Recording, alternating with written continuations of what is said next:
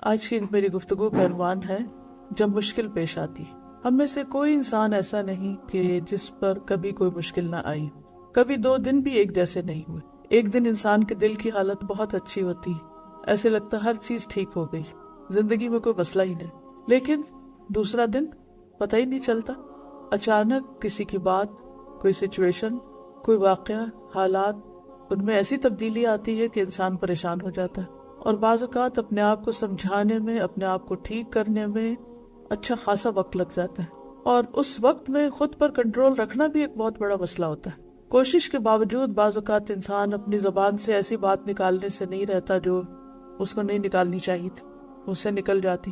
بعض اوقات انسان اپنی فرسٹریشن دوسروں پر ڈال دیتا ہے، یعنی غصہ خود کو آیا ہوتا ہے اور کسی ایسے شخص پر نکال دیتا ہے جس کا اس سے کوئی تعلق نہیں ہوتا، جس کا اس میں کوئی قصور نہیں ہوتا، یا بعض اوقات بظاہر کوئی قصور ہوتا بھی ہے تو ہمیں یہ نہیں سمجھ آتی کہ اس کی سچویشن یا اس کی پوزیشن کیا ہے، اس نے ایسا کیوں کیا ہے، اور اس طرح ہم بعض اوقات اس ٹیسٹ میں کامیاب نہیں ہوتے۔ تو اس لیے بہت ضروری ہے کہ ہم اپنے آپ کو مسلسل ایسے ریمائنڈرز دیتے رہیں کہ مشکل حالات میں جو دراصل ہمارا ایک امتحان ہوتے ہیں، ان میں ہم صحیح رویہ رکھ سکیں، جس سے ہمارا رب بھی ہم سے راضی رہے اور جس سے بندے بھی ہم سے راضی رہیں، یا بندے اگر راضی نہ بھی ہوں تو کم از کم ان پر ہماری طرف سے کوئی ظلم نہ ہو یا وہ ہم سے ناراض نہ ہو۔ تو اس صورت میں ہم دیکھتے ہیں کہ ہمیں کرنا کیا چاہیے۔ سب سے پہلے تو اللہ تعالیٰ فرماتے ہیں کہ وَالْعَصْرِ إِنَّ الْإِنسَانَ لَفِي خُسْرٍ إِلَّا الَّذِينَ آمَنُوا وَعَمِلُوا الصَّالِحَاتِ وَتَوَاصَوْا بِالْحَقِّ وَتَوَاصَوْا بِالصَّبْرِ۔ قسم ہے زمانے کی کہ ہر انسان خسارے میں، بے شک انسان خسارے میں، نو ڈاؤٹ کہ انسان خسارے میں، إِلَّا الَّذِينَ آمَنُوا سوائے ان کے جو ایمان لے آئے، وَعَمِلُوا الصَّالِحَاتِ اچھے کام کریں، وَتَوَاصَوْا بِالْحَقِّ ایک دوسرے کو حق کی، سچائی کی، اچھی باتوں کی تلقین کرتے رہے، وَتَوَاصَوْا بِالصَّبْرِ اور ایک دوسرے کو صبر کی تلقین کرتے رہے۔ تو پہلا کرنے کا کام یہی ہے کہ ہم ایک دوسرے کو اچھی باتوں کی یاد دہانی کراتے رہیں، اور اسی یاد دہانی کے تحت جو میرے لیے بھی ہے، آپ کے لیے بھی ہے، آج کی اس مجلس میں چند باتیں ہوں گی۔ پہلی چیز یہ ہے کہ جب زندگی میں کوئی بھی مشکل پیش آئے، کوئی بھی ایسا واقعہ پیش آئے جو ہمیں اپسیٹ کرے، جو ہماری مرضی کے خلاف ہو، جو ہماری خواہش کے خلاف ہو، تو سوچنا چاہیے کہ یہ میرے لیے ایک امتحان آ گیا ہے، کیونکہ اللہ تعالیٰ نے یہ زندگی بنائی امتحان کے لیے، اس میں ہم سب کو ٹیسٹ کیا جائے گا، اس کے بغیر کوئی بھی یہاں سے نکل ہی نہیں سکتا اس دنیا سے، تو ٹیسٹ تو ہونا ہے۔ اب یہ میرے لیے ایک ٹیسٹ ہے، اور اس میں مجھ سے دیکھا یہ جا رہا ہے کہ میں اس میں کرتی کیا ہوں، میرا رویہ کیا ہوتا، میرا طرز عمل کیا ہوتا۔ دوسری بات یہ کہ انسان یہ سوچے کہ یہ تقدیر میں تھا، میری یہ ہونا تھا۔ اب مثلا روڈ پہ جاتے ہوئے سموتھ جا رہی ہے گاڑی، اور بعض اوقات آپ پورے بچ بچا کے نکل رہے ہیں، اتنے میں کوئی اور آ کے آپ کو ٹکر مار دیتا، اور وہ بھی کوئی خوشی سے نہیں مارتا، اس سے بھی ہو جاتی ہے مسٹیک۔ کیوں ہوئی؟ کوئی کنفیوژن ہو گئی، اس کا اندازہ کوئی غلط ہو گیا، یا وہ سو گیا، کوئی بھی وجہ ہو سکتی۔ اب ایک حادثہ تھا، پیش آ گیا۔ اب اگر یہ حادثہ پیش آ گیا ہے، اب کیا جائے؟ تو سب سے پہلا خیال یہ آنا چاہیے کہ یہ اللہ کی مرضی سے ہوا ہے، اللہ جو چاہتا ہے وہ ہوتا ہے، اور جو نہیں چاہتا وہ نہیں ہوتا۔ قرآن مجید میں آتا ہے وَمَا تَشَاءُونَ إِلَّا أَن يَشَاءَ اللَّهُ رَبُّ الْعَالَمِينَ، اور تم چاہ نہیں سکتے مگر وہی کچھ جو اللہ رب العالمین چاہے۔ یعنی ایک بندے کی چاہت ہوتی ہے اور ایک رب کی چاہت ہوتی ہے، اور ہوتا وہ ہے جو رب کی چاہت ہوتی ہے۔ وہ کیوں ہوتی؟ اس لیے کہ وہ رب ہے۔ اگر اس کی مرضی نہ چلے اور ہماری چلے تو پھر کیا ہوگا؟ پھر تو ترتیب ہی بدل جائے گی۔ تو اس لیے ہونا تو وہ ہے جو وہ چاہے گا۔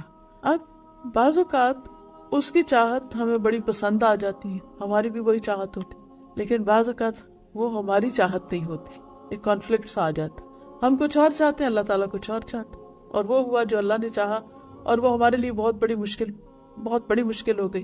مثلاً ہم نہیں چاہتے کہ ہمارا کوئی عزیز، قریبی، پیارا ہم سے جدا ہو، فوت ہو کر یا کسی بھی اور وجہ سے، لیکن اس کو ہونا ہے، اللہ کی چاہت یہ کہ وہ ہو جائے، اور وہ ہو جاتا ہے۔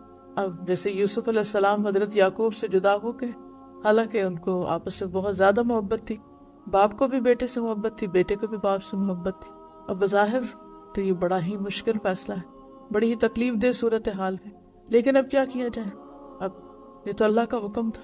اب جو کچھ بھی ہوتا ہے، جیسے ابھی سورۃ القیامہ میں آپ سن رہے تھے کلا بل تحبون العاجلہ وتذرون الآخرہ، تم جلدی ملنے والی چیز سے محبت کرتے ہو اور جو بعد میں آنے والی ہے اس کو چھوڑ دیتے ہو۔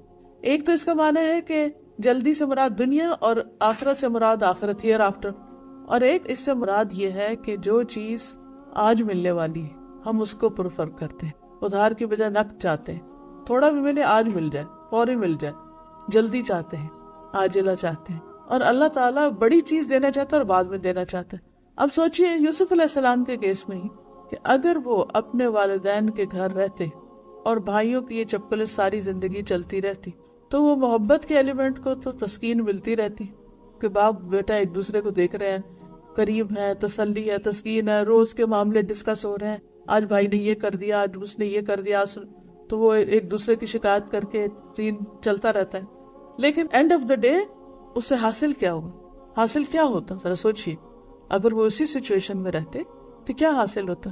کچھ بھی نہیں، وہی کہ وہی رہتے۔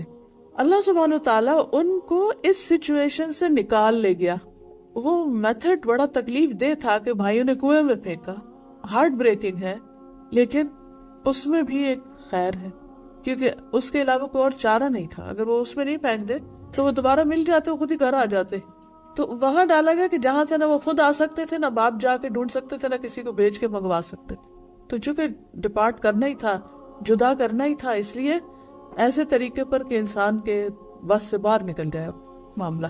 اب آپ دیکھیے کہ وہ ایجپٹ پہنچ جاتے ہیں جو اس وقت کا بہت ہی دنیاوی اعتبار سے سویلائزڈ اور بہت ترقی یافتہ ملک تھا، اور کہاں وہ فلسطین کا گاؤں جہاں پر وہ رہتے تھے، اور کہاں وہ ایجپٹ جہاں پر وہ پہنچ گئے، اور پھر جس کے گھر میں وہ رہے وہ گورنمنٹ آفیشل تھا، ان کا فائنینشل منسٹر تھا، اس کے گھر کے رہن سہن طور طریقے وہ اللہ تعالیٰ نے سکھائے، یعنی دنیا کا سارا رکھ رکھاؤ اور دنیا کے نظام کیسے چلتے ہیں وہ ساری چیزیں انہوں نے وہاں سے سیکھی۔ پھر کس طرح وہاں بھی ان کے ساتھ ایک کے بعد ایک مشکل پیش آتی رہی، حتیٰ کہ جیل خانے میں پہنچ گئے۔ اب یہ جیل خانے میں پہنچنا یہ اور بھی زیادہ تکلیف دہ تھا، لیکن اس کے بغیر بھی چارہ نہیں تھا۔ لیکن اب آپ دیکھیے کہ بظاہر رستہ کتنا خطرناک ہے، کتنا تکلیف دہ، لیکن کہاں پہنچ رہا ہے، نتیجہ کیا نکلنے والا ہے، اللہ تعالیٰ دینے والا کیا ہے ان کو اللہ تعالیٰ نے نبوت بھی عطا کی، خوبصورتی بھی عطا کی، اچھا اخلاق بھی عطا کیا، اور پھر دنیاوی حکومت بھی عطا کی، سب کچھ۔ یعنی ایک انسان کسی چیز کا جو تصور کر سکتا ہے کہ اسے دنیا میں ملے وہ سب کچھ مل گیا ان کو، لیکن کن راستوں سے ملا، کن کٹھن راستوں سے، کن مشکل راستوں سے ہوتے ہوتے وہ وہاں تک پہنچے۔ یہ تو ایک مثال ہے۔ ایسے ہی موسیٰ علیہ السلام کی مثال بھی کہ کس طرح ان کی ماں ان کو پانی میں ڈال رہی ہے اور کس طرح وہ اپنے مقام تک پہنچتے ہیں۔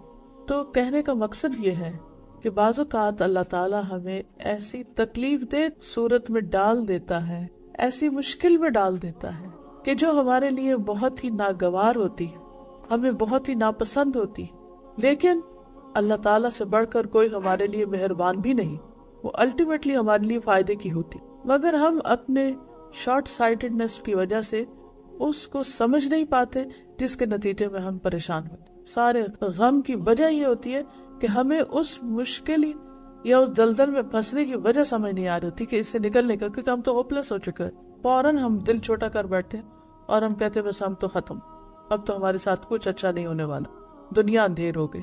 تو پہلی چیز جو بندے کو مشکل پیش آنے پر سوچنی چاہیے وہ یہ کہ یہ اللہ کا فیصلہ، اللہ نے میرے لیے یہی چاہا، اور اللہ کی چاہت میری اپنی چاہت سے زیادہ بہتر ہے، اس کی اس میں کوئی نہ کوئی حکمت ہے، مصلحت ہے، اس نے یہ میرے مقدر میں رکھا ہے اور اس میں ضرور کچھ بھلا ہے۔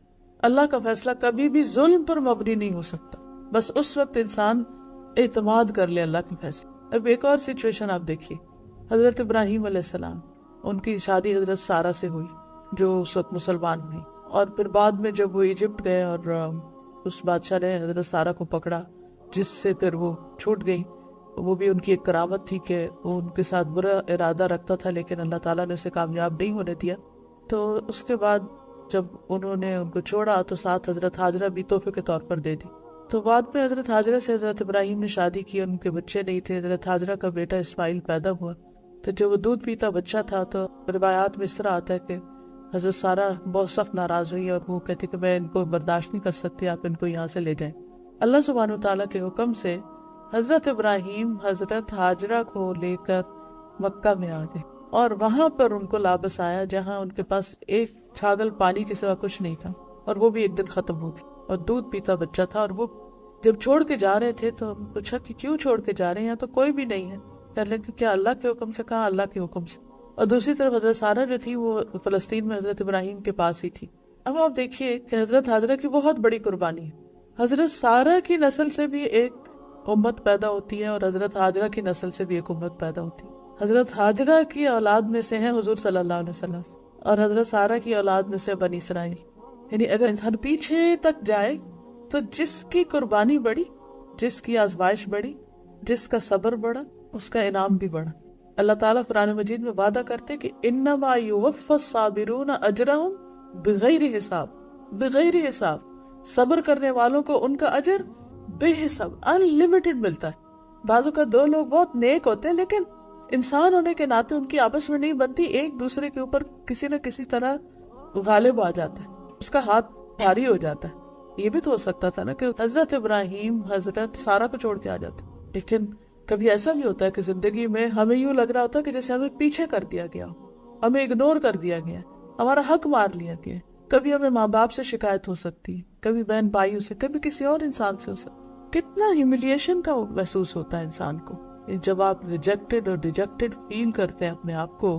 کبھی بچے پرواہ نہیں کرتے، یعنی ہر ایک کے مسائل فرق ہوتے ہیں، مختلف چیزیں سننے میں آتی رہتی ہیں۔ کوئی بچوں کی طرف سے پریشان ہوتا ہے، کوئی شوہر کی طرف سے ہوتا ہے، کوئی ماں باپ کی طرف سے ہوتا ہے، کسی کو دوست چھوڑ جاتے ہیں۔ بعض اوقات بہت اچھے تعلقات ہوتے ہیں، بچپن کے فرینڈز ہوتے ہیں، لیکن اچانک کوئی بیچ میں اور شخص پڑتا ہے اور اس کی دوستی زیادہ ہو جاتی ہے اور آپ کو ایک طرف کر دیا جاتا ہے، تو اس وقت بھی آپ بہت ہارٹ بروکن ہوتے ہیں۔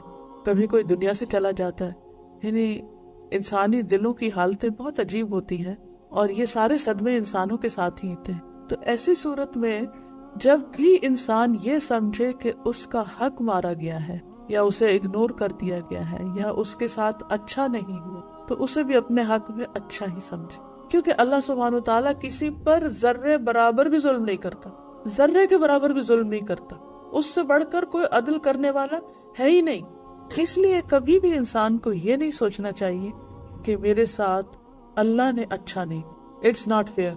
نہیں، یہ کہنا چاہیے کہ اللہ مجھے سمجھ میں نہیں آ رہا کہ یہ میرے ساتھ کیوں ہو رہا ہے۔ کبھی آپ کی ہیلتھ ایشوز ہو جاتے ہیں، سب ٹھیک چل رہا ہوتا ہے کہ اچانک کوئی ایسی بیماری آ جاتی ہے کہ انسان اس کو ایکسپٹ نہیں کر پاتا۔ تو یہ جو پریشانیوں کی یا تکلیف دہ چیزوں کی یا ناپسندیدہ چیزوں کی ایکسپٹنس ہوتی ہے، یہ بہت مشکل کام ہوتا ہے، لیکن اس وقت انسان کو سوچنا یہ چاہیے کہ اللہ نے میرے مقدر میں یہ لکھا تھا اور میرے ساتھ یہ ہونا تھا اور وہ ہو گیا۔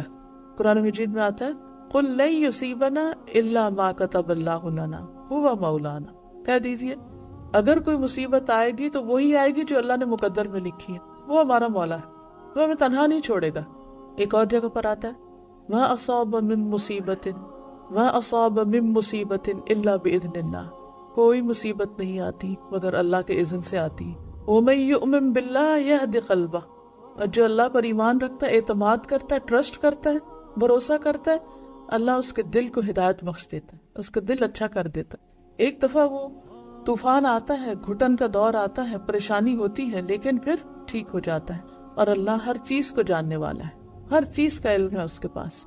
عبداللہ کہتے ہیں اس آیت کی تفسیر میں کہ یہ وہ شخص ہے کہ اگر اس پر کوئی مصیبت آ پڑے تو وہ اس پر بھی راضی رہتا ہے اور سمجھتا ہے کہ اللہ ہی کی طرف سے میرے رب نے بھیجی، تو اس کا ایکسپٹنس لیول زیادہ ہوتا ہے۔ اب دیکھیے کہ جب آپ کا کسی پر ٹرسٹ ہوتا ہے تو وہ اگر آپ کے ساتھ کوئی ڈانٹ ڈپٹ بھی کر دے یا کوئی آپ کے ساتھ سختی کی بات بھی کر لے تو آپ مائنڈ نہیں کرتے۔ کیوں؟ کیونکہ آپ اس کے لیے اچھا گمان رکھتے ہیں، آپ سوچتے ہیں کہ یہ دل کا بہت اچھا ہے، یہ ویسے ہی اس کی عادت ہے، ایسے کر دیتا ہے، تو آپ اس کو معاف کر دیتے ہیں، آپ اس سے درگزر کر جاتے ہیں۔ لیکن جس پر آپ کا اعتماد نہیں ہوتا اور جس پر آپ ٹرسٹ نہیں کرتے یا جس سے آپ کو اندیشہ ہوتا کہ یہ ظلم کرے گا، تو اس کی اچھی بات بھی آپ کو دھوکا لگتی۔ تب یہ ڈیپینڈ یہ کرتا ہے کہ ہمارا اللہ سبحانہ تعالیٰ سے تعلق کیسا ہے، کہ اس پر ایمان ہے، اعتماد ہے کہ وہ ہر حال میں ہمارے ساتھ اچھا کرے گا اور ہمارے لیے اسی میں بہتری ہے۔ اور واقعی مشکلات میں بھی جیسے اللہ تعالیٰ فرماتے اِنَّ مَعَ الْعُسْرِ یُسْرًا، تنگی کے ساتھ آسانی بھی ہوتی، ان مشکلات کے اندر کوئی نہ کوئی خیر بھی ہوتی۔ بعض اوقات وہ خیر دنیا میں نظر آ جاتی ہے اور بعض اوقات وہ آخرت میں نظر آتی ہے۔ لیکن آتی ضرور ہے۔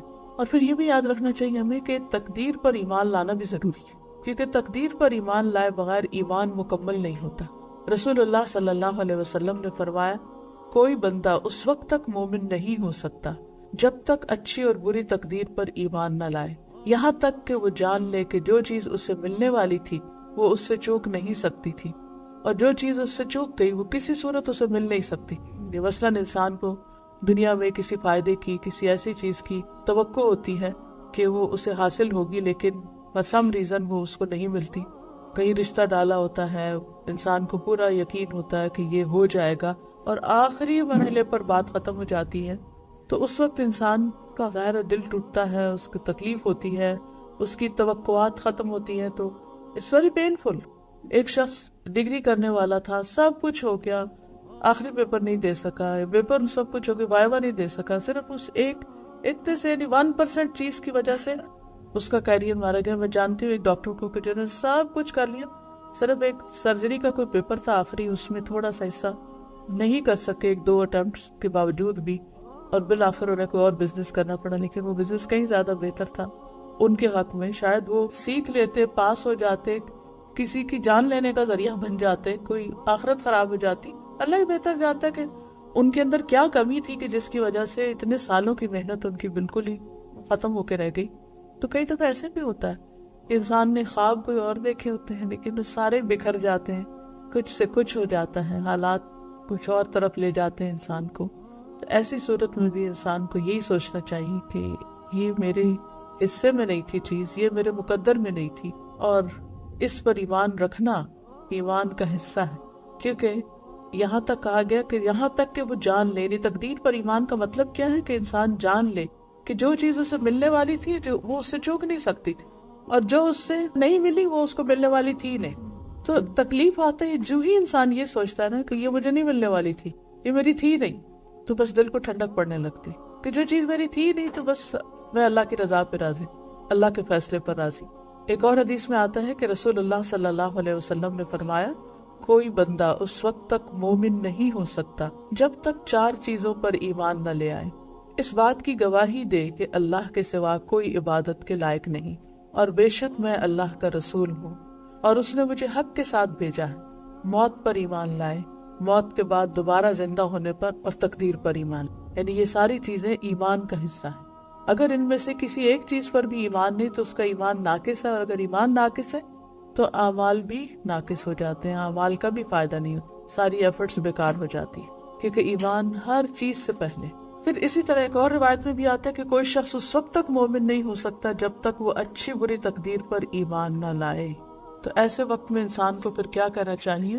قدر اللہ، اللہ کی قدر، اللہ کا فیصلہ، وما شاء فعل، اور جو اس نے چاہا کیا، یہ اللہ کا فیصلہ تھا۔ کوئی فوت ہو جائے تو انسان کیا کہے؟ اللہ کا فیصلہ تھا۔ کوئی چیز نہیں ملی، اللہ کا فیصلہ، کچھ جل گیا، کچھ ٹوٹ گیا، کچھ کھو گیا، اللہ کا فیصلہ تھا۔ اور جب انسان یہ سوچ لیتا کہ یہ اللہ کا فیصلہ تھا تو اس کے دل کو ٹھنڈک پڑ جاتی ہے۔ دوسری چیز وہ یہ کہ مشکل آنے پر انسان یہ سوچے کہ اللہ سبحانہ و تعالیٰ ہر چیز کو دیکھ رہا ہے، ہر چیز کا نگران، اور میں اللہ کا بندہ ہوں، وہ معبود ہے، میں بندہ ہوں، میں غلام ہوں۔ یہاں اس دنیا میں اس کی مرضی چلنی، میری نہیں چلنی۔ اب جیسے آپ کے گھروں میں سرونٹس ہوتے ہیں، تو کیا آپ جو کچھ انہیں کہتے ہیں یہ کرو یہ کرو، وہ سب ان کی پسند کا ہوتا ہے؟ سب ان کی مرضی کا ہوتا ہے؟ سب ان کی خوشی کا ہوتا ہے؟ نہیں ہوتا۔ لیکن وہ کیوں کرتے ہیں؟ کیونکہ وہ یہ سمجھتے ہیں کہ ہم یہاں غلام ہیں۔ وہ کہتے ہیں پنجابی میں، نوکر کی تے نخرہ کی۔ تو ہم بھی اللہ کے غلام ہیں، پہ نخرہ کس بات کا؟ جو حکم ملا سر تسلیم خام، کچھ دیا تو بھی شکر، لے لیا تو بھی شکر اور صبر، کیونکہ ہم بندے ہیں۔ اور شکر بھی عبادت ہے، صبر بھی عبادت ہے۔ عبادت صرف نماز پڑھنا ہی نہیں ہے، یہ سارے ہارٹ کے ایکشن جو ہیں یہ بھی عبادت کا حصہ ہے۔ تو انسان ہمیشہ یاد رکھے کہ چونکہ اللہ مالک ہے، اس لیے فیصلہ اس کا نافذ ہونا ہے۔ میں مملوک ہوں، میں غلام ہوں، میں بندہ ہوں، تو میرا حکم نہیں چلے گا۔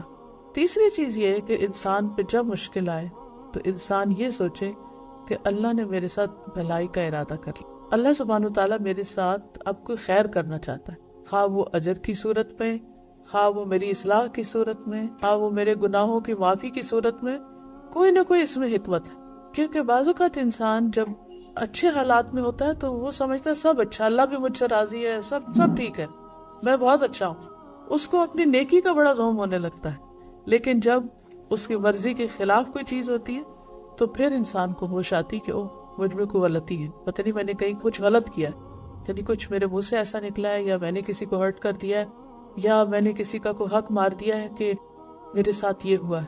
تو اس وقت انسان فوراً ریئلائز کرنے لگتا ہے کہ اس میں بھی کوئی غلطی ہے. ورنہ اچھے حالات میں اپنی غلطیاں کم نظر آتی، اور اپنی غلطیوں کا احساس ہونا اور دنیا میں ہی ان پر توبہ کر لینا بہت ضروری ہے. ورنہ اگر ہم یہ سب کچھ ساتھ لے گئے تو بڑی مشکل ہو جائے گی.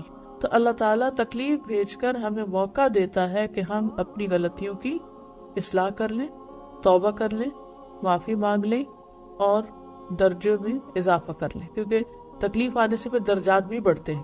حدیث میں آتا ہے کہ رسول اللہ صلی اللہ علیہ وسلم نے فرمایا اللہ تعالیٰ جس کے ساتھ بھلائی کا ارادہ کرتا ہے اس کو مصیبت میں مبتلا کر دیتا. لیکن کبھی ہم نے سوچا کہ اللہ نے میرے ساتھ بھلائی کی؟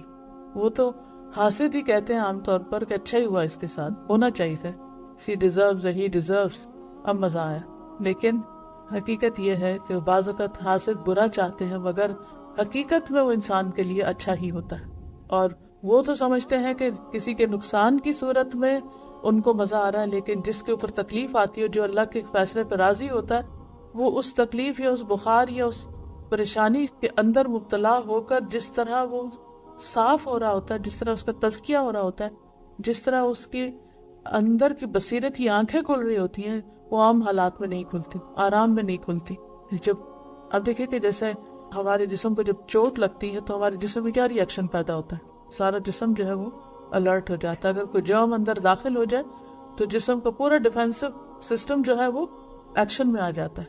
اسی طرح روحانی طور پر جب ہم پر اٹیک ہوتا ہے تو ہمارا روحانی سسٹم بھی ایکشن میں آ جاتا ہے، اور اس وقت پتہ چلتا ہے کہ ہم کتنے نیک ہیں اور کتنے پانی میں. جب ہمیں کوئی ٹیسٹ ہی نہیں پڑا، کوئی مشکل ہی نہیں پیش آئی، تو ہم ہر چیز اچھا ہی کر رہے ہوں گے، ہمارا اخلاق بھی اچھا ہوگا. لیکن جب چیز مرضی کے خلاف ہوئی تو پھر ہماری گفتگو کیسی تھی اور پھر ہمارا اخلاق کیسا تھا، یہ اسی وقت ہی پتہ چل سکتا ہے. اور انسان اس وقت اپنے آپ کو بہت اچھی طرح جج کر سکتا ہے کہ انسان کہاں کھڑا ہے اور ابھی کتنی محنت کرنے کی اس کو ضرورت ہے اوپر جانے تک. ٹیسٹ نہ ہو تو پتہ نہیں چلتا کہ ہم کہاں کھڑے. کسی بھی چیز کا جائزہ لینے کے لیے، مثلاً بلڈ شوگر دیکھنے کے لیے یا اور جسم کا کولیسٹرول دیکھنے کے لیے، مختلف چیزوں کو دیکھنے کے لیے تو بلڈ ٹیسٹ ہوتا ہے. بلڈ ٹیسٹ کے لیے آپ کو بلڈ لیا جاتا ہے، بلڈ ڈرا کیا جاتا ہے، وہ سارا ایک پینفل عمل ہوتا ہے، اور پھر ایک انگزائٹی بھی ہوتی ہے، پھر ایک نتیجہ آتا ہے. تو پھر آپ کو پتہ چلتا ہے کہ اچھا اب میں یہاں کھڑا ہوں. انسان کی بیماریاں ٹیسٹ کے بغیر کہاں سے پتہ چلتی ہیں؟ پہلے زمانے میں حکیم نبض سے دیکھتے تھے یا تھرمامیٹر لگا کے بخار وغیرہ چیک کر کے اندازہ کر لیا جاتا تھا، لیکن اب انویسٹیگیشنز کہاں تک جا پہنچی. تو اسی طرح جب روحانی تکلیفیں آتی ہیں، جذباتی صدمے آتے ہیں، تو وہ بھی ہمارے ٹیسٹ ہوتے ہیں، اور اس میں بھی دیکھا جاتا ہے کہ ہمارے ایمان کا لیول کیا ہے، ہمارے اخلاق کا کیا ہے، ہماری نیکی اور تقوی کا کیا ہے. اس کے بغیر نہیں پتہ چلتا. اور جو اس ٹیسٹ کو ایکسپٹ کر لیتا اور وہ اس سے گزر جاتا ہے تو پھر وہ اگر اپنا لیول بڑھانا چاہتا ہے تو پھر اس حصے میں ورک آؤٹ کرنا شروع کر دیتا ہے، محنت کرتا ہے اور پھر اس سے آگے بڑھتا ہے. رسول اللہ صلی اللہ علیہ وسلم نے یہ بھی فرمایا کہ مومن کا معاملہ بہت عجیب ہے، اس کے لیے ہر بات میں بھلائی ہے، اور یہ مومن کے سوا اور کسی کے لیے نہیں. اگر اس پر خوشحالی آتی ہے تو شکر کرتا ہے اور وہ اس کے لیے بہتر ہے، اور مشکل آتی ہے تو صبر کرتا ہے اور وہ اس کے لیے بہتر ہے. پھر یہ بھی یاد رکھنا چاہیے کہ جتنی بڑی آزمائش ہوتی ہے اتنا بڑا انعام، اتنا بڑا اجر. نبی صلی اللہ علیہ وسلم نے فرمایا زیادہ ثواب بڑی آزمائش کے ساتھ. مانگنی نہیں چاہیے، لیکن اگر لمبی ہو جائے آزمائش یا تکلیف تو سمجھے کہ ثواب کمانے کا موقع آ گیا. بعض اوقات اللہ تعالیٰ نے ایک انسان کے لیے ایک بڑا مقام اور درجہ لکھ رکھا ہوتا ہے، وہ اللہ کی نگاہ میں بڑا ہوتا ہے، لیکن بندہ اتنی عبادت نہیں کر رہا ہوتا، اتنے اچھے کام نہیں کر رہا ہوتا کہ وہ اس درجے تک پہنچے جو اس کے لیے مقرر ہے. تو اللہ تعالیٰ اس کو کسی ٹیسٹ میں ڈال دیتا ہے. اب اس ٹیسٹ میں جب وہ صبر کرتا ہے، وہ اللہ کو پکارتا ہے، وہ دعائیں کرتا ہے، پھر ہم ایکسٹرا نفل پڑھنا شروع کر دیتے ہیں، ایکسٹرا صدقہ کرنے لگتے ہیں، روزے رکھنے لگتے ہیں، حج عمرے کرنے لگتے ہیں. تو اب کیا ہوا؟ جو عام حالات میں کبھی نہیں کرنے والے تھے. اگر کوئی برا خواب نہ آئے تو کون صدقہ کرے گا؟ ویسے اٹھ کے تھوڑی کریں گے. جب کوئی چیز پریشان کرنے لگتی ہے تو انسان فوراً سوچتا نہیں، صدقہ بلاؤں کو ٹالتا ہے تو کچھ نہ کچھ کر لو. اب اس سچویشن میں اللہ نے ڈالا، وہ خواب میں دکھایا یا عام حالات میں دکھا دیا یا کہیں بھی کچھ ہو گیا، تو اس کے بعد جو نیکیوں کی چین چلتی ہے وہ اس کے بغیر نہیں چلتی. تو پھر وہ انسان دوڑ لگانے لگتا ہے، پھر اس درجے تک پہنچ جاتا ہے. اچھا پھر چین نہیں، پھر وہاں پہنچ گئے نا، اللہ تعالیٰ پھر اس سے اوپر لے جانا چاہتا، پھر ایک اور ٹیسٹ آ جاتا ہے، پھر اور. تو اسی لیے جو اللہ کے جتنے مقرب بندے ہوتے ہیں ان کے ٹیسٹ اتنے ہی زیادہ بھی ہوتے ہیں اور اتنے ہی مشکل بھی ہوتے ہیں. جو جتنے ہائی لیول پہ جانا چاہتا ہے اتنے زیادہ سخت امتحان پاس کرتا ہے. جس کو ایک عام چھوٹی موٹی نوکری چاہیے، سیکیورٹی گارڈ بننا ہے یا اور چھوٹو، تو اس کو چھوٹی موٹی ڈگری کافی ہے. لیکن اگر اس کو کسی اعلیٰ مقام پہ پہنچنا ہے تو اس کے لیے آپ دیکھیں کہ پھر کسی بھی بڑی جگہ پر پہنچنے کے لیے کیسے کیسے امتحانوں سے لوگ گزرتے، اور اس کے بغیر وہ پہنچ ہی نہیں سکتے. کوئی اور طریقہ ہے ہی نہیں، کوئی شارٹ کٹ نہیں ہے. تو اس لیے حدیث میں آتا ہے کہ زیادہ ثواب بڑی آزمائش کے ساتھ ہے، زیادہ ثواب بڑی آزمائش کے ساتھ ہے. اور جب اللہ کسی قوم سے محبت کرتا ہے تو انہیں آزمائش میں مبتلا کر دیتا ہے. بس جو راضی ہو جائے اس کے لیے رضا ہے، اور جو ناراض ہو اس کے لیے ناراضگی مقدر ہو جاتی ہے. یعنی جو اللہ کی رضا پہ راضی ہو جائے کہ اللہ تعالیٰ آپ کی طرف سے ہے، میں صبر کرتا ہوں، تو اللہ بھی اس سے راضی ہو جاتا ہے. اور جو کہ کیا میں ہی رہ گیا تھا، اور تو سارے لوگ اچھے بنے، اور تو کسی کو یہ بیماری نہیں آئی، اور تو کسی پر تو یہ پریشانی نہیں آئی، تو میرے لیے کیوں؟ تو پھر اللہ تعالیٰ بھی اس سے ناراض ہو جاتا. تو کسی حال میں بھی انسان کو ناراض نہیں اللہ سے ہونا چاہیے. یا اللہ تو زیادہ جانتا اور میں نہیں جانتا، تیرے ہر فیصلے میں خیر ہے، حکمت ہے، مصلحت ہے، تیرا کوئی بھی کام فضل سے خالی نہیں. کیونکہ اللہ تعالیٰ نے لکھ دیا ہے کہ اس کی رحمت اس کے غضب پر حاوی. تو جب اس کی رحمت زیادہ ہے تو اس میں بھی کوئی رحمت کا پہلو ہے جو مجھے سمجھ میں نہیں آ رہا. کبھی زندگی میں لیٹر آن سمجھ آ بھی جاتا ہے. پھر اسی طرح نیک لوگوں کی آزمائش زیادہ ہوتی. ہم سمجھتے ہیں برے لوگوں کی آزمائش نہیں. جب کسی میں کوئی تکلیف آتی ہے تو ہم سوچتے ہیں اچھا اس نے کچھ خرابی کی ہوگی نا، تو اب پکڑ ہو گئی اس کی. جبکہ امتحان نیک لوگوں پر زیادہ آتے ہیں. ابو سعید خدری کہتے ہیں، انہوں نے کہا اللہ کے رسول صلی اللہ علیہ وسلم، لوگوں میں آزمائش کے لحاظ سے سخت کون ہوتا ہے؟ فرمایا انبیاء. جیسے نبی صلی اللہ علیہ وسلم پر سب سے زیادہ تکلیفیں آئیں. پھر انہوں نے کہا پھر کون؟ فرمایا علماء. عرض کیا پھر کون؟ آپ نے فرمایا نیک لوگ. ان میں سے کسی کو چیچڑوں اور جوہوں سے آزمایا جاتا ہے، یعنی بعض اوقات جسمانی بیماریاں لگ جاتی. جیسے حضرت ایوب علیہ السلام جو تھے، ان کے جسم میں کہتے ہیں کہ زخموں کی وجہ سے کیڑے بھی پڑ گئے تھے اور وہ گرتے تھے باقاعدہ. سب ان کو چھوڑ گئے تھے، کوئی بھی گھر میں نہیں تھی سوائے ان کی بیوی کے جو ان کے لیے کھانا پکا لاتی تھی، ان کے لیے کچھ لے آتی تھی، کھانا پکا دیتی. لیکن اللہ کے اس بندے کے منہ سے 18 سال تک کوئی بھی شکوے کی بات نہیں نکلی. اللہ میں راضی ہوں تجھ سے. اور پھر اللہ تعالیٰ نے پوری تکلیف ختم کر دی، اہل و عیال بھی دیے اور پہلے سے دگنا مال دیا. یہاں تک آتا ہے کہ وہ نہا رہے تھے تو ان پر سونے کے پتنگوں کی بارش ہونے لگتی. اتنا اللہ نے نوازا، کیونکہ پہلے ان کے پاس ہر طرح کا مال و دولت تھا اور نبوت بھی تھی، دنیا کی ہر چیز تھی ان کے پاس.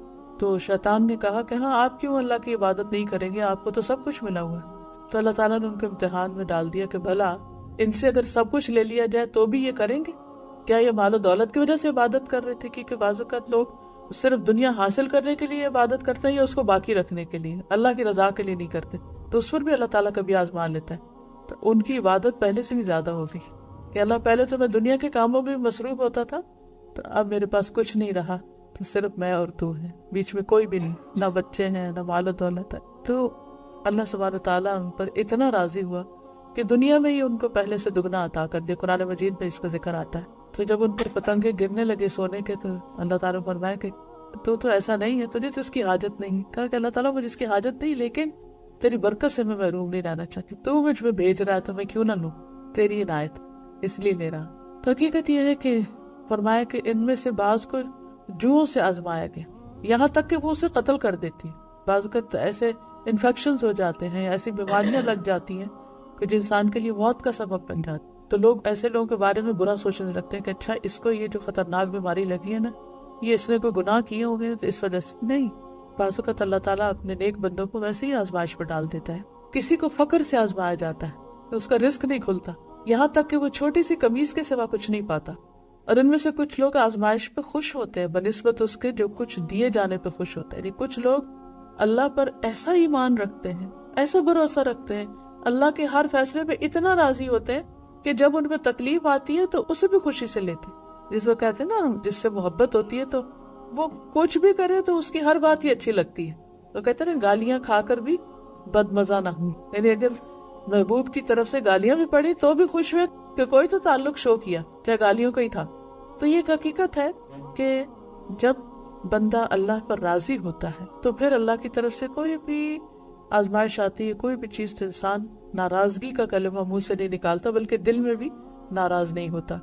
ام سلمہ کہتی ہے کہ میں نے رسول اللہ صلی اللہ علیہ وسلم کو فرماتے ہوئے سنا، جب اللہ تعالیٰ کسی بندے کو مصیبت میں آزماتا ہے اور وہ اپنی حالت اور کیفیت کی بنا پر اسے ناپسند کرتا ہے تو اللہ تعالیٰ اس تکلیف کو اس کے گناہوں کا کفارہ اور اسے پاک کرنے کا سبب بنا دیتا ہے، جب تک کہ وہ لاحق ہونے والی بیماری سے شفا حاصل کرنے کے لیے اسے اللہ تعالیٰ کے علاوہ کسی کے در پہ پیش نہیں کرتا یا اسے دور کرنے کے لیے غیر اللہ کو نہیں پکارتا، یعنی اللہ کے علاوہ کسی اور در پر نہیں جاتا۔ پھر یہ کہ بیماریاں اور تکلیفیں انسان کے گناہ دھوتی ہیں۔ ہم میں سے کون ہے یہ کہتا ہو کہ میں نے کبھی کوئی غلطی نہیں کی، کوئی گناہ نہیں کی؟ زبان کے گناہ تو ان گنت ہیں ہی، ہمارے جو سوچ اور خیال میں ہی جو چیزیں ہیں ان میں بھی کئی چیزیں درست نہیں۔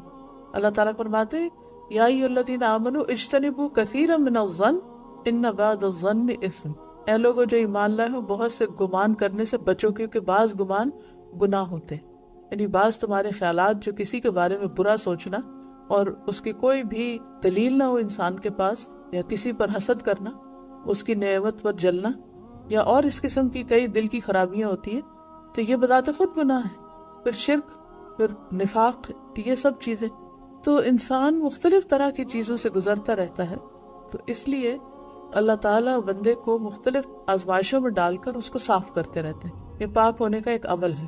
جس طرح جراثیم کچھ چیزیں ہوتی ہیں، جس طرح بیماریوں کو دور کرنے کے لیے کچھ میڈیسنز ہوتی ہیں، تو تکلیفیں بھی میڈیسن کا کام کرتی ہیں انسان کی روحانی تکلیفوں کو یا بیماریوں کو یا خرابیوں کو یا بد اخلاقیوں کو دور کرنے کے لیے۔ نبی صلی اللہ علیہ وسلم نے فرمایا مسلمان پر کوئی مصیبت، بیماری، رنج و غم یا تکلیف ایسی نہیں آتی یہاں تک کہ اگر ایک کانٹا بھی چبھتا ہے تو اس کے بدلے اس کے گناہ معاف کر دیے جاتے ہیں، اللہ تعالیٰ اس کو صاف کر دیتا ہے۔ پھر اسی طرح یہ ہے کہ اس کا درجہ بلند ہونے لگتا ہے۔ جنت کے درجے 100 درجے، تو اب انسان پر ہے کہ وہ کس درجے میں جانا چاہتا ہے۔ جہاز میں تو عام طور پر 2 یا 3 درجے ہوتے ہیں نا، اکانومی کلاس ہے یا بزنس ہے یا فرسٹ کلاس ہے، تو انسان کیا چاہتا ہے؟ تو جنت کے معاملے میں کیا چاہتا ہے؟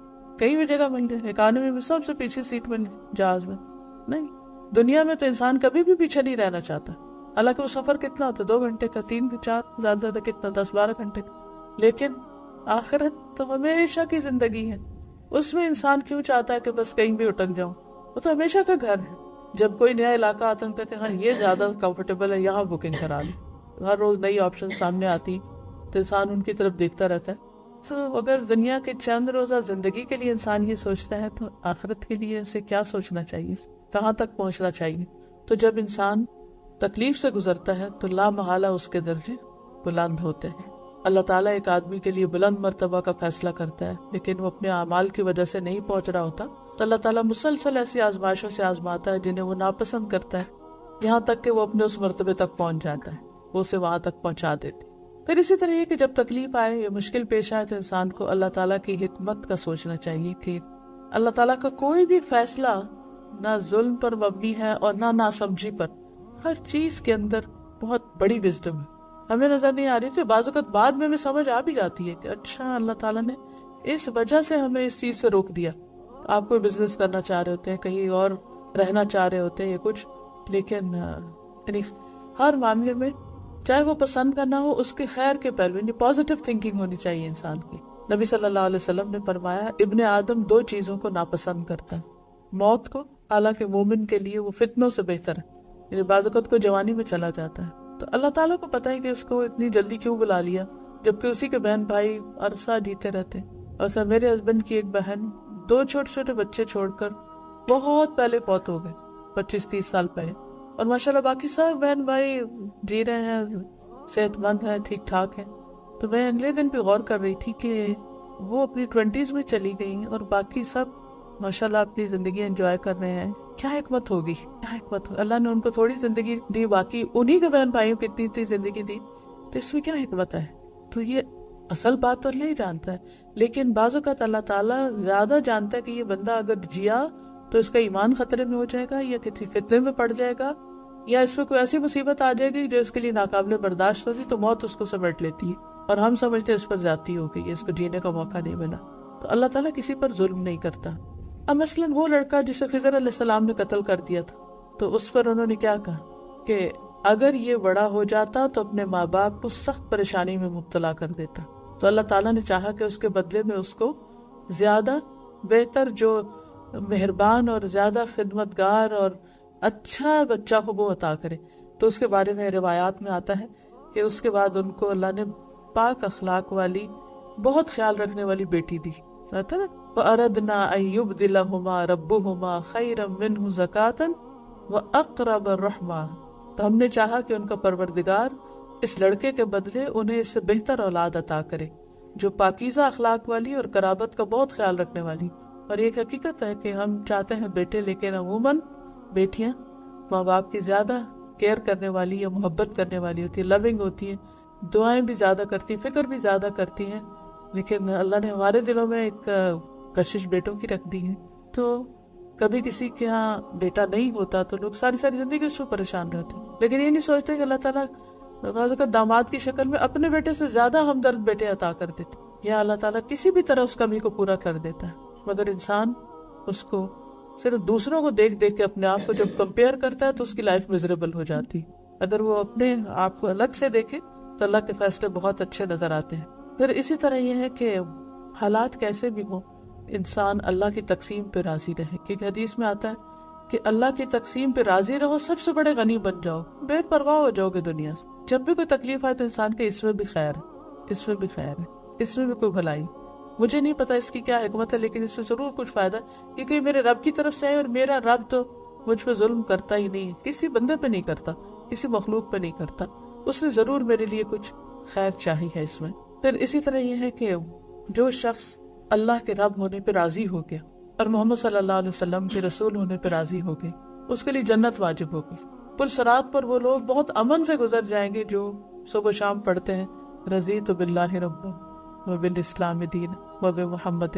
کہ اللہ میں تیرے فیصلوں پہ راضی، جو تو نے دیا اس پہ بھی راضی، جو تو نے نہیں دیا اس پہ بھی راضی، جو تو نے دے کر لے لیا اس پہ بھی راضی، میں ہر حال میں راضی. تو جو اللہ سے راضی ہو گیا اللہ اس سے راضی ہو جائے، اور جس سے اللہ راضی ہو گیا اس کو آگ سے بچا لے گا اور اس کو جنت الفردوس میں داخل کر دے گا، اور دنیا میں بھی برکت اور وسعت عطا کرتا ہے. مسند احمد کی روایت ہے، نبی صلی اللہ علیہ وسلم نے فرمایا اللہ تبارک و تعالیٰ نے اپنے بندے کو جو کچھ دے رکھا ہوتا ہے اس میں وہ اس کا امتحان لیتا ہے. سو جو شخص اللہ عز و جل کی تقسیم پر راضی ہو جائے اللہ اسے برکت اور وسعت دے دیتا ہے، اور جو راضی نہ ہو اس کو برکت نہیں ملتی. یعنی اگر تھوڑا ملا انسان کو تو انسان کوڑتا رہے کہ تھوڑا کیوں تو اس کا دل گھٹن کا شکار رہے گا. لیکن اگر راضی ہو جائے تو وہ تھوڑا بھی بہت لگنے لگے، اس میں بھی وہ خوش رہے گا. پھر اسی طرح ایک درجہ اور بھی اس سے آگے کا، صرف راضی نہیں رہنا بلکہ اللہ کی تعریف کر. کچھ اللہ کے مقرب بندے ایسے ہوتے ہیں کہ جب ان کو تکلیف پہنچتی ہے تو اس پر بھی وہ اللہ کا شکر کرتے ہیں. کیوں؟ وہ کہتے ہیں شکر اس سے بڑی تکلیف نہیں آئی، کیونکہ ہر تکلیف سے بڑی تکلیف بھی آ سکتی تھی. کچھ ٹوٹ گیا، کوئی ایکسیڈنٹ ہو گیا، کچھ ہو گیا، تو وہ اس کو دیکھتے ہیں کہ اس سے زیادہ کیا تکلیف تھی، وہ چھوٹی کو دیکھ کے اللہ کی رضا سے راضی ہو جائے. پھر اسی طرح الحمدللہ کہہ کے صبر کرتے ہیں. پھر پتہ کہ اللہ تعالیٰ جب مومن بندے کی جان لے رہا ہوتا ہے تو وہ اس حال میں بھی اللہ سے راضی ہوتا ہے کہ اللہ تیرا فیصلہ اس وقت میرے حق میں دنیا سے جانے کا ہی بہتر. بعض بیماریوں میں انسان کو پتہ چل جاتا ہے کہ اب دن تھوڑے رہ گئے، ویسے تو کسی کو بھی نہیں پتا، لیکن کچھ بیماریاں تو پھر لے جائی موت کی طرف رہی ہوتی، کلرز ہوتی ہیں. اس صورت میں انسان جب اللہ سے فیصلوں پر راضی ہوتا ہے تو نبی صلی اللہ علیہ وسلم نے فرمایا کہ مومن کی روح جب اس کے دونوں پہلوؤں سے نکلتی ہے تو اللہ کی تعریف کر رہا ہوتا ہے، اللہ کو یاد کر رہا ہوتا ہے، اللہ کا ذکر کر رہا ہوتا ہے، اور اس حال میں وہ امن میں سکون میں چلا جاتا ہے. نبی صلی اللہ علیہ وسلم کو جب کوئی نعمت ملتی تو کہتے الحمدللہ الذی بنعمتہ تتم الصالحات، اللہ کا شکر جس کی نعمت یا فضل کی وجہ سے اچھے کام سر انجام پاتے. اور تکلیف آتی تو کہتے الحمدللہ علی کل حال، اللہ کا شکر ہے ہر حال پر. پھر اسی طرح انسان اللہ تعالیٰ سے دعائیں بھی کرتا رہے کہ اللہم انی اسألک الرضا بعد القضاء، اللہ تقدیر کے آنے کے بعد تجھ سے رضا مانگتا کہ اللہ مجھے راضی ہونے کی توفیق دے. کچھ چیزوں کو تو ایکسپٹنس آسان ہوتی ہے، لیکن کچھ چیزوں پر ایکسپٹنس آسان نہیں ہوتی ہے، انسان ایکسپٹ نہیں کر پاتا، تو اس سے دعا کرنی چاہیے کہ اللہ تو مجھے ایکسپٹنس دے دے. پھر اسی طرح یہ ہے کہ انسان کو تکلیف آنے پر راضی ہونے کا مطلب یہ نہیں کہ انسان دعا نہ کرے کہ مجھے صحت ملے یا بیماری چلی جائے یا مالی پریشانی چلی جائے یا اولاد کی طرف سے، نہیں، دعا کرتا رہے، کیونکہ دعا تقدیر کو بھی بدل دیتی، اور دعا عبادت ہے۔ ویسے انسان دعائیں کرتا ہے لیکن اس جان سے نہیں کرتا، تکلیف آتی ہے تو جاندار دعائیں کرتا ہے، اور وہ بہترین عبادت ہے، عبادت کا نچوڑ ہے دعا، تو وہ اس کی عبادتوں کے اور اجر کے درجے بڑھتے چلے جاتے ہیں۔ رسول اللہ صلی اللہ علیہ وسلم نے فرمایا قضا کو صرف دعا ہی بدل سکتی، اور نیکی کے علاوہ کوئی چیز عمر کو نہیں بڑھا سکتی۔ یعنی جو چاہتا نا کہ زندگی لمبی ہو تو اسے چاہیے کہ وہ اچھے اچھے کام کرتا رہے۔ رسول اللہ صلی اللہ علیہ وسلم نے یہ بھی فرمایا جو مسلمان اپنا چہرہ اللہ کے سامنے گاڑ کر کسی چیز کا سوال کرتا ہے، یعنی خوب توجہ سے دعا کرتا ہے، غافل ہو کے نہیں، تو بس اللہ تجھ سے ہی لینا ہے، لے کے ہی اٹھنا ہے، تو اللہ تعالیٰ اسے ضرور وہ چیز عطا کر دیتا ہے، خواہ جلدی کرے یا اپنے پاس ذخیرہ کر لے، لیکن وہ سن لی جاتی ہے۔